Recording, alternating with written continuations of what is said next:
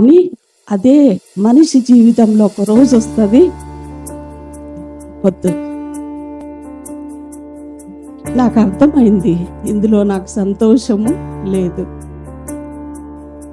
అలాగే అన్నీ మీ గురించి అన్నీ చెప్పుకుందాం, త్రాగుడు విషయంలోనే కానీ దేవునికి ఆయాసకరమైన ప్రతి ఒక్క విషయంలో అన్నీ మనం చేసుకుంటూ వెళ్తాం.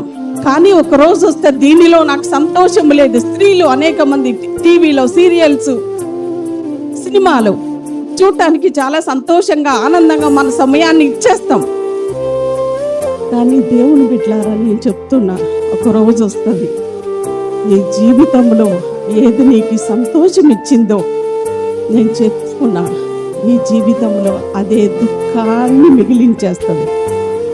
అయ్యో, ఉపదేశాన్ని నేను ఎలా త్రోసివేశాను, నా బోధకుల మాటను నేను ఎలా తృణీకరించాను, ఎలా త్రోసివేశాను. అయ్యో, నా బోధకుల మాట ఒక రోజు వినింటే బాగుండేమో అని అనుకునే రోజు రాకముందే నేను అంటూ ఉన్నా, ఇదే మిక్కిలి అనుకూల సమయం. ఈ సమయం పోతే దేవుని బిడ్డలారా మన జీవితంలో మళ్ళీ రాదు. ఈ రోజున నాకు దేనిలో ఎక్కువ సంతోషం కలిగిస్తుందో నా వ్యక్తిగతంగా నాకు తెలుసు.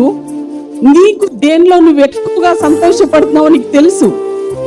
కానీ ఈ రోజున మహాజ్ఞాని అయిన సొలొమోను చెప్పే మాట, నా బిడ్డలారా, నేను అన్ని అనుభవించా, నా జీవితంలో అన్ని రుచి చూచా, అన్ని టేస్ట్ చేశా.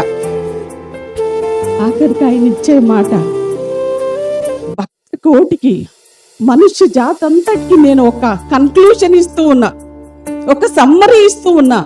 అది చాలా శక్తివంతమైనది, చాలా ప్రభావవంతమైన మాట.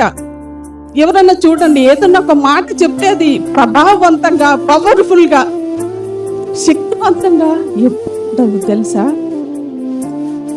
లైఫ్ లో అనుభవించి చెప్పే విషయాలు చాలా వెండి బంగారు మూట లాంటి మాటలు.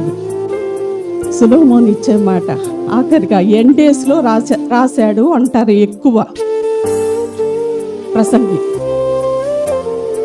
ఆఖరిగా ఆయన లైఫ్ లో ఇచ్చే ఒక ప్రశస్తమైన మాట, మానవ కోటికి ఒక విధి, ఒక ఆజ్ఞ ఇస్తూ ఉన్నా, మీ అందరూ దేవుని అందరి భయభక్తులు కలిగి ఉండుట ఇదే మీకు విధి.